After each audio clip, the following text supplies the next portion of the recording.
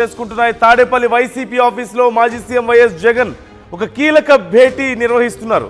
జగన్ అధ్యక్షతన political advisory committee సమావేశం జరుగుతుంది. నిన్న గవర్నర్ అబ్దుల్ నజీర్ను జగన్ దంపతులు కలిశారు. గవర్నర్ భేటీ తర్వాత వెంటనే పిఎస్సి సమావేశంపై పార్టీలో చర్చ జరుగుతోంది. లిక్కర్ కేసులో సిట్ దూకుడు, భారతీ సిమెంట్స్లో సోదాలపై కూడా చర్చ జరగబోతున్నట్లుగా తెలుస్తోంది. లిక్కర్ కేసులో సిట్ నెక్స్ట్ స్టెప్ పై సమాలోచనలు జరగబోతున్నాయా? ఈ నెల 31న నెల్లూరు పర్యటనపై కూడా చర్చించే అవకాశం ఉంది. పోలీసులు కఠిన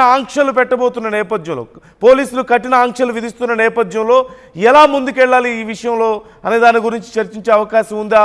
బాబు షూరిటీ అంటూ మోసం చేశారని ప్రజా సమస్యల గురించి అలాగే పార్టీ నిర్మాణాలకు సంబంధించి కీలకంగా చర్చించే అవకాశం ఉన్నట్లుగా తెలుస్తోంది. ఓవరాల్గా ఇప్పుడున్నటువంటి పరిస్థితుల్లో ఎలా ముందుకెళ్ళాలి? వరుసగా సిట్టు దూకుడు పెంచింది లిక్కర్ స్కామ్కి సంబంధించి.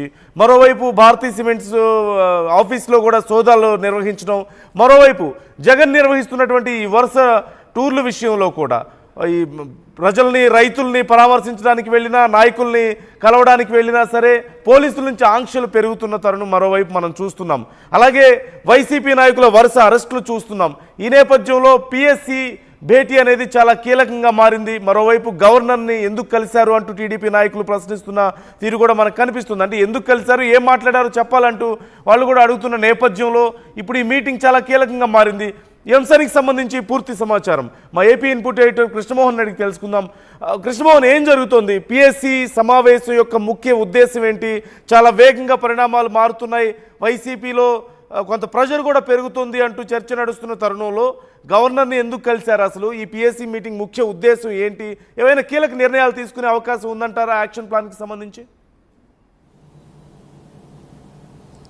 డెఫినెట్గా అదే కనపడుతోంది. వైసీపీలో కొంత ఈరోజు జరుగుతున్న పొలిటికల్ అడ్వైజర్ కమిటీ మీటింగ్ ఏదైతే ఉందో, ఈ కమిటీ మీటింగ్లో చాలా కీలకమైన అంశాలు మాట్లాడే పరిస్థితి అయితే జగన్మోహన్ రెడ్డి ఉన్నారు. దాదాపుగా 35 మంది ప్రజాప్రతినిధులు, మాజీ మంత్రులు బేసిక్గా ఈ పొలిటికల్ అడ్వైజరీ కమిటీలో ఆల్మోస్ట్ వాళ్ళందరూ కూడా మాజీ మంత్రులుగా పనిచేసిన, అంటే గతంలో మంత్రులుగా పనిచేసిన వాళ్ళందరూ కూడా కీలకమైన సభ్యులుగా ఉన్నారు. వాళ్ళందరితో కూడా జగన్మోహన్ రెడ్డి భేటీ నిర్వహించబోతున్నారు. తన గేమ్ ప్లాన్, నెక్స్ట్ తన గేమ్ ప్లాన్ ఏ విధంగా ఉండబోతుంది అనేది కొంత చర్చకి వస్తున్నట్టుగా చాలా స్పష్టంగా కనబడుతుంది. దాదాపుగా గంటన్నర పాటు ఈ సమావేశాన్ని నిర్వహించబోతున్నారు జగన్మోహన్ రెడ్డి. చాలా కీలకమైన అంశాలని ఆ పొలిటికల్ అడ్వైజర్ కమిటీ సభ్యుల ముందు ఉంచబోతున్నారు. అంటే వరుసగా జరుగుతున్న పరిణామాలు మనం ఒకసారి కానీ చూసుకుంటే, బేసిక్గా లిక్కర్ స్కామ్ కేసుకు సంబంధించి వరుసగా జరుగుతున్న అరెస్టులు కావచ్చు, ఇటీవల భారతీ సిమెంట్స్లో జరిగిన సోదాలు కావచ్చు, ఇటువంటి అన్ని అంశాల మీద కూడా చర్చకి రాబోతున్నాయి అనేది కొంత స్పష్టంగా కనబడుతుంది. మరోవైపు రాబోయే రోజుల్లో జగన్ తన పార్టీని ఏ విధంగా విస్తృతంగా ముందుకు తీసుకువెళ్ళాలి, ప్రజల దగ్గరికి జగన్ రాబోతున్నారు, జగన్ పాదయాత్ర స్టార్ట్ చేయబోతున్నారు. ఈసారి తన అంచనా కూడా చాలా క్లియర్గా మార్చబోతున్నారు అనేది. గతంలో 3600 కిలోమీటర్లు నడిచినప్పటికీ ఈసారి దానికి మించి, అంటే ప్రతి గ్రామానికి తన పాదయాత్ర నడిచే విధంగా ఉండాలని కోరుకుంటున్నట్టుగా కొంత సమాచారం పడుతుంది. అలాగే అక్కడి నుంచి గ్రామంతో పాటు అక్కడున్న మెయిన్ నియోజకవర్గాలతో పాటు అక్కడున్న మండల స్థాయి నేతలతో వాళ్ళందరితో కూడా జగన్మోహన్ రెడ్డి కలవాలని ఒక ప్రయత్నం చేస్తున్నారనేది ఒక చర్చ జరుగుతోంది. దాని మీద ఒక యాక్షన్ ప్లాన్ జగన్మోహన్ రెడ్డి చేస్తున్నారు. ప్రతి ఇంటికి, ప్రతి గడపకి ఆయన టచ్ చేయాలి. ప్రతి ఇంట్లో ఉన్న కార్యకర్తని, అక్కడ ఉన్న ప్రజల్ని తను కలవాలి అనుకునే ఒక ప్రయత్నాన్ని చాలా గట్టిగా చేయబోతున్నారనేది చాలా స్పష్టంగా మనకి అర్థమవుతుంది. సో దీనికి సంబంధించిన అంశంలోనే ఫర్దర్గా ఎటువంటి యాక్షన్ పిఎస్సిలో ఈరోజు చాలా కీలకమైన నిర్ణయాలు జగన్మోహన్ రెడ్డి తీసుకునే పరిస్థితి అయితే కనబడుతుంది. వరుసగా అతను జరుగుతున్న రైతుల కోసం వెళ్తున్నప్పుడు జరుగుతున్న ఇన్సిడెంట్స్, జరుగుతున్న తర్వాత పోలీసులు ఆంక్షలు, రేపు 31వ తారీఖున నెల్లూరులో జరగబోతున్న సభకి సంబంధించిన, నెల్లూరులో తన విజిట్కి సంబంధించి పోలీసులు వేస్తున్న ఆంక్షలు, ఇటువంటి అంశాలన్నింటినీ కూడా పూర్తిగా కూడా కొంత చర్చకి రాబోతున్నాయి. అంటే ప్రతి మంత్రికి, అంటే ప్రతి మాజీ మంత్రికి పొలిటికల్ అడ్వైజర్ కమిటీ సభ్యులకి కొంత ఇన్ఛార్జ్ బాధ్యతలు ఇస్తున్నారు. ఆ బాధ్యతల ద్వారా అక్కడున్న తిరిగి తన క్యాడర్ని అంతా కూడా సమాయత్తం చేయాలి. ఇప్పటికే చాలా క్లియర్గా చేశారు. గతంలో కొన్ని మేము తప్పులు చేశామని ఓపెన్గా ఒప్పుకుంటున్నారు. ఆ తప్పులు జరిగిన నేపథ్యంలో ఫర్దర్గా జరుగుతున్న ఇన్సిడెంట్స్ ఏం జరగబోతుంది, ఎటువంటి అంశాలు కావాలి, క్యాడర్ని కార్యకర్తని మన వైపుగా ఎలా నిలబెట్టుకోవాలి. దాదాపుగా గతంలో అంటే 11 సీట్లు వచ్చినప్పటికీ పోలింగ్ శాతం చూసుకుంటే 1,34,00,000 దాకా, దాదాపుగా 1,40,00,000 మంది ఓట్లు జగన్కి వేశారు సింగిల్గా. సో అటువంటి నేపథ్యంలో వాళ్ళందరినీ మనం ఏ విధంగా తన వైపుకి తిప్పుకోవాలి, వాళ్ళందరితో కలిసి మనం ఏ విధంగా ముందుకు వెళ్ళాలి అనే ఒక చర్చ చాలా దిశానిర్దేశం చేయబోతున్నారు జగన్మోహన్ రెడ్డి. ఈ దిశగానే కొంత ఇంటర్నల్గా జరుగుతున్న ఇష్యూస్ మీద కూడా అక్కడక్కడ కొంత గ్యాప్స్ ఉన్నాయి, కొందరి మధ్య గ్యాప్స్ జరుగుతున్నాయి. మరోవైపు కాంగ్రెస్ నుంచి లేదు ఇతర పార్టీల నుంచి వైసీపీ వైపుకి చూస్తున్న వాళ్ళందరికీ డోర్స్ తెరవాలనే ఒక నిర్ణయానికి జగన్మోహన్ రెడ్డి వచ్చినట్టుగా కూడా క్లియర్గా అర్థమవుతుంది. జగన్మోహన్ రెడ్డి ఇక మీదట కాంగ్రెస్లో కొంత సీనియర్ నాయకులు కావచ్చు, లేకపోతే ఇతర పార్టీల్లో కొంత అయిష్టతో ఉన్న వాళ్ళందరూ కూడా వైపీకి చూస్తున్న నేపథ్యంలో సో అటువంటి వాళ్ళందరినీ కూడా వైసీపీలోకి తీసుకుంటే ఎలా ఉంటుంది అనే ఒక చర్చ కూడా జరుగుతుంది. అటువంటి అంశాన్ని తీసుకునే ప్రయత్నం చేస్తే పార్టీ ఏ విధంగా ముందుకు రాబోతుంది, రాబోయే రోజుల్లో ఏ విధంగా ముందుకు వెళ్ళాలి. ఒకవేళ ఇటువంటి అంశాలు ఒకటైతే మరోవైపు ఒక సమస్య వైసీపీని వెంటాడుతోంది. షార్ట్ షీట్లో జగన్మోహన్ రెడ్డి పేరు రావడం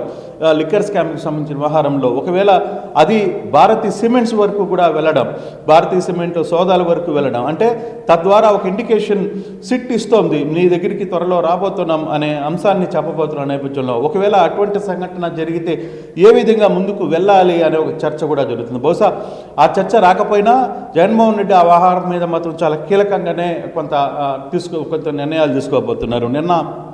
నిన్న పేరుకి అంటే బయటికి గవర్నర్ని కలిసినప్పుడు అతని ఆరోగ్య పరిస్థితి బాగలేదు, అందుకోసం ఫ్యామిలీతో వచ్చి కలిశారని చెప్తున్నప్పటికీ కూడా కొంత చర్చ అయితే దాదాపు ఒక గంట సేపు జగన్మోహన్ రెడ్డి గవర్నర్తో భేటీ అయ్యారు. ఆ భేటీలో కొంత చర్చకు డెఫినెట్గా ఇప్పుడు జరుగుతున్న రాజకీయ పరిణామాలు, వరుస అరెస్టులు, లేకపోతే ఇతర అంశాలు వీటన్నిటికీ సంబంధించి కొంత చర్చ కూడా జరిగినట్టుగా సమాచారం అయితే ఉంది. బట్ అటువంటి సందర్భంలో ఇదే వ్యవహారాన్ని టీడీపీ నేతలు కూడా క్లియర్గా ఓపెన్గా చెప్తున్నారు. నందు మీరు ఎందుకు వెళ్ళారు, ఏ హోదాలో వెళ్ళారు, అక్కడికి వెళ్ళినప్పుడు గవర్నర్తో ఏం మాట్లాడారనే అంశాన్ని కూడా మీరు చెప్పాల్సిన అవసరం ఉందని చెప్పి వర్ల రామయ్య లాంటి వ్యక్తులు కూడా మాట్లాడుతున్న నేపథ్యంలో సో జరుగుతున్న ఈ వ్యవహారాన్ని అంతను కూడా పిఎస్సి మీటింగ్లో చాలా క్లియర్గా చర్చకు వచ్చే అంశాలు ఉన్నాయి. అలాగే చాలామంది సీనియర్లు ఇటీవల కాలంలో కొంత అసంతృప్తితో ఉన్న వాళ్ళందరినీ కూడా తిరిగి బుజ్జగించే ప్రయత్నం చేస్తున్నారు. వాళ్ళందరినీ కూడా కలుపుకట్టుగా ఉండే ప్రయత్నం గతంలో జగన్ పదే చెప్తున్నారు. జగన్ మొన్న కూడా ఆ కార్యకర్తల మీటింగ్లో కావచ్చు, లేకపోతే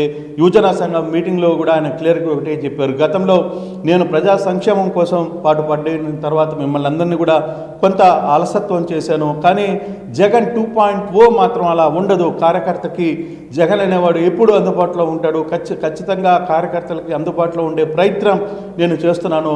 గతంలో ఏదో కొన్ని ప్యాకేజీలు లేకపోతే కొన్ని ప్రైవేటు వ్యక్తుల ద్వారా ఈ వ్యవహారాన్ని నడిపాను, అట్లా కాదు, ఈసారి సంస్థాగతంగా కింద స్థాయి నుంచి గ్రామ స్థాయి నుంచి కూడా క్యాడర్ని ఒక వైపుకి నడిపించుకోవడానికి మనకి సంబంధించిన వ్యవహారాలంతా కూడా మన ఓన్గానే నడిపించుకునే ప్రయత్నం చేద్దాం. వేరే వాళ్ళని నమ్మి వాళ్ళ చేతిలో పెట్టి గతంలో తప్పు చేసాం, అటువంటి అంశాన్ని మనం చేయకూడదు అనేది పార్టీ చాలా కీలకంగా నిర్ణయం తీసుకున్నట్టుగా చాలా స్పష్టంగా కనబడుతుంది. చాలా కీలకమైన అంశాలని ఈరోజు పిఎస్సిలో కొంత చర్చకు వస్తున్న పరిస్థితి అయితే ఉంది. సో ఎటువంటి అంశాలని ఇంకా చర్చ కొనసాగుతుంది కాబట్టి బయటకు వస్తే కానీ కొంత పూర్తి వివరాలు తెలియదు, కానీ చాలా కీలకమైన అంశాలు ఇటువంటి అంశాలు అన్నిటిని కూడా ఈరోజు పిఎస్సిలో చర్చకైతే రాబోతున్న పరిస్థితులు మనం చూస్తున్నాం. అయితే ఫర్దర్గా కొంత కీలక నిర్ణయాలు అయితే తీసుకోబోతున్నారు జగన్మోహన్ రెడ్డి, కొంత కీలక ఆదేశాలు చేయబోతున్నట్టుగా చాలా స్పష్టంగా కనబడుతుంది. తన గేమ్ ప్లాన్ని ముందుగానే పిఎస్సిలో చెప్పబోతున్నారు. ఫర్దర్గా జరగబోయే అంశాలు ఏ విధంగా ఉంటాయి, ఇంకొక 4 సంవత్సరాల పాటు మనం ఏం చేయాలి, ప్రజల్లో ఏ విధంగా వైకాపా పార్టీ నిలదొక్కుకోవాలి, ఏ విధంగా ముందుకు రావాలి అనే చర్చ మీద ఏ విధంగా నియోజకవర్గాల వారీగా కావచ్చు, మండల స్థాయిలో కావచ్చు, గ్రామ స్థాయిలో కావచ్చు, అక్కడ ఉన్న కమిటీలని మనం ఏర్పాటు చేసుకుందాం, ఎక్కడికక్కడ వాటిని మమేకం